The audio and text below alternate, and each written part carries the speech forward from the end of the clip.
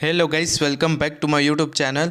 दोस्तों, आज मैं आपको जीके के 20 महत्वपूर्ण प्रश्नों के बारे में बताऊंगा जो आपके आने वाले कंपटीशन एग्जाम से संबंधित है। तो चलिए वीडियो स्टार्ट करते हैं।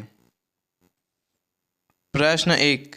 शक्कर फैक्ट्री की अधिकतम संख्या किस राज्य में है? Answer option A Uttar Pradesh. शक्कर फैक्ट्री की अधिकतम संख्या उत्तर प्रदेश राज्य में है। प्रश्न 2। भारत में सिंचाई का सबसे महत्वपूर्ण साधन क्या है? आंसर ऑप्शन ए नहर। भारत में सिंचाई का सबसे महत्वपूर्ण साधन नहर है। प्रश्न 3। भारत में फलों का सबसे बड़ा उत्पादक राज्य कौन है? Answer option C Andhra Pradesh.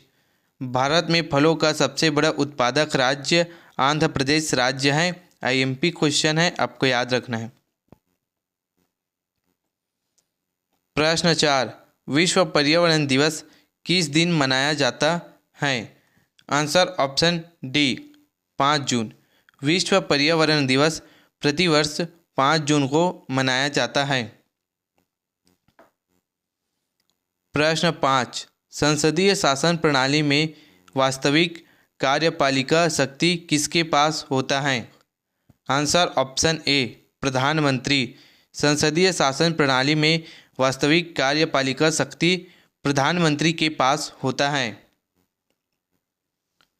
प्रश्न 6। भारत के किस राज्य में सबसे अधिक नमक का उत्पादन होता है? Answer option B Gujarat. Bharat के गुजरात राज्य में सबसे अधिक नमक का उत्पादन होता है।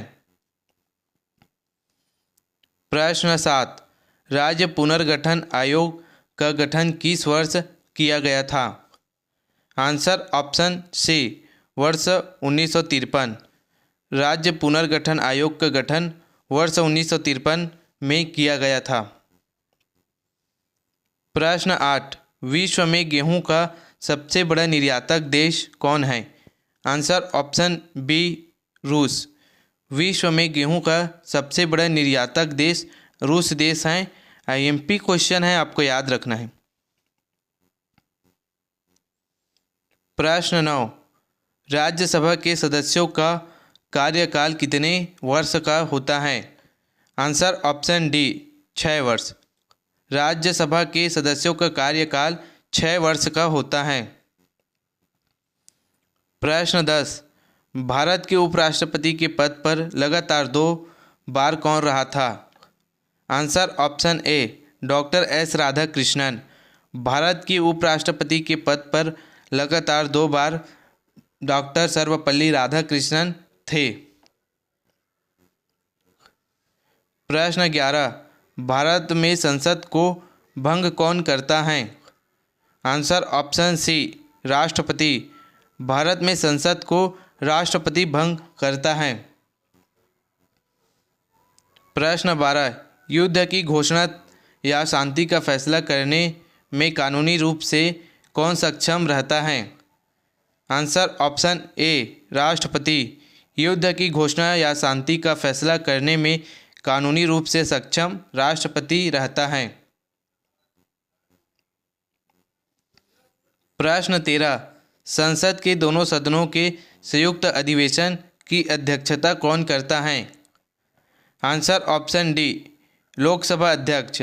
संसद के दोनों सदनों के संयुक्त अधिवेशन की अध्यक्षता लोकसभा के अध्यक्ष करता है। प्रश्न 14। भारत में सबसे तेज चलने वाला रेलगाड़ी कौन है? आंसर ऑप्शन बी गतिमान एक्सप्रेस। भारत में सबसे तेज चलने वाला रेलगाड़ी गतिमान एक्सप्रेस है। आईएमपी क्वेश्चन है, आपको याद रखना है। इसको कंपटीशन एग्जाम में पूछे जा सकते हैं। प्रश्न 15।